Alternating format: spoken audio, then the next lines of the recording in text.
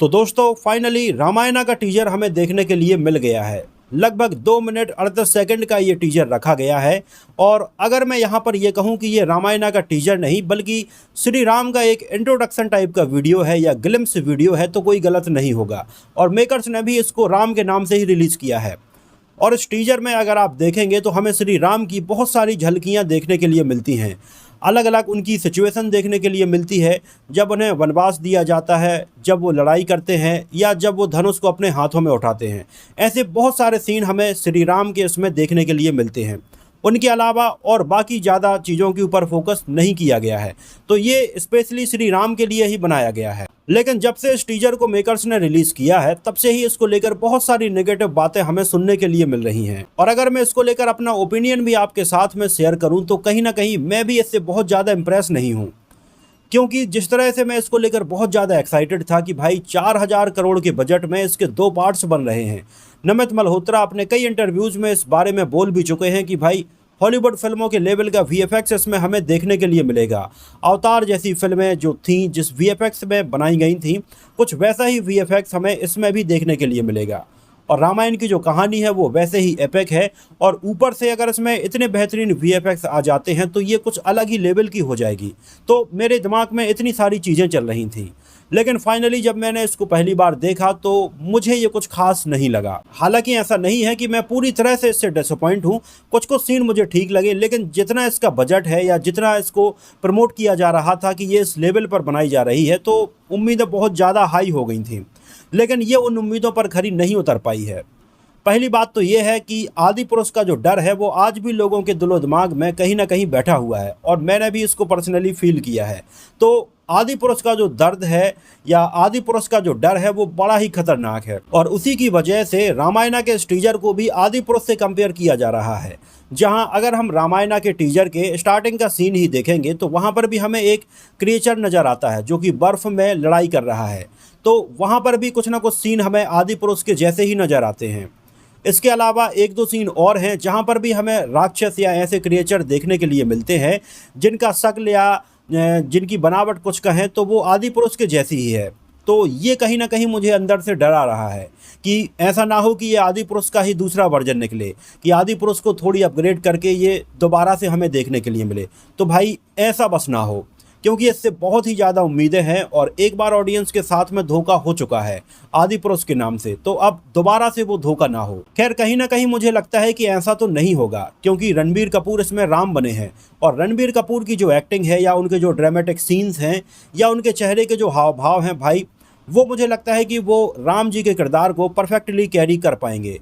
हालांकि इसमें उनके बहुत ज़्यादा कोई डायलॉग्स हमें सुनने के लिए नहीं मिलते हैं, बस उनकी कुछ झलकियां देखने के लिए मिलती हैं। और अगर हम बिना किसी डायलॉग्स के केवल उनके लुक्स के बारे में बात करें तो भगवान श्री राम के रूप में जब उनकी पर्दे पर एंट्री होती है तो मैं कुछ ऐसा एज्यूम कर रहा था कि बहुत गूज़बम्प वाला कोई मोमेंट होगा, लेकिन उनको अचानक से पर्दे पर श्री राम के गेटअप में देखकर मतलब कोई ऐसा वाव वाली फीलिंग नहीं आई।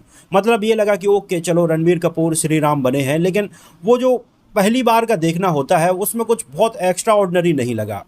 इसके बाद उनके कई और सीन हमें देखने के लिए मिलते हैं। उनके चेहरे के हाव भाव कुछ सीन में तो अच्छे नज़र आते हैं, लेकिन कुछ सीन में उनके एक्सप्रेशंस भी काफ़ी फ्लैट हैं।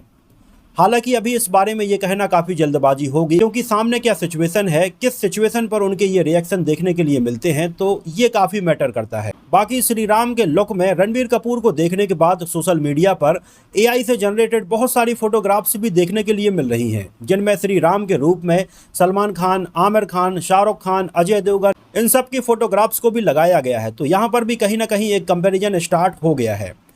लेकिन जो मुझे अंदर से फीलिंग आ रही है वो ये है कि भाई रणबीर कपूर एक बेहतरीन और मजे हुए एक्टर हैं, तो उनके ऊपर मुझे पूरा भरोसा है कि वो इसको बहुत अच्छे से कैरी कर पाएंगे। सीता जी का जो किरदार है वो साई पल्लवी निभा रही हैं, लेकिन उनके लुक को इसमें रिवील नहीं किया गया है। लक्ष्मण जी को भी बहुत ज़्यादा नहीं दिखाया गया है, वो भी हमें बैकग्राउंड में कुछ एक सीन्स में बस थोड़े से नज़र आते हैं। इसके अलावा और भी बहुत सारे कैरेक्टर्स को रिवील नहीं किया गया है। बेसिकली जस्ट ये एक इंट्रोडक्शन वीडियो था कि किस तरह का इसका जो एक पूरा वर्ल्ड है वो होने वाला है, किस तरह का सीजीआई और वीएफएक्स इसमें हमें देखने के लिए मिलने वाला है। तो मुझे लगता है कि सीजीआई और वीएफएक्स के ऊपर अभी इसमें बहुत सारा काम होना बाकी है, और शायद जल्दबाजी में कहीं ना कहीं इसके टीजर को ये कट करके रिलीज़ किया गया है।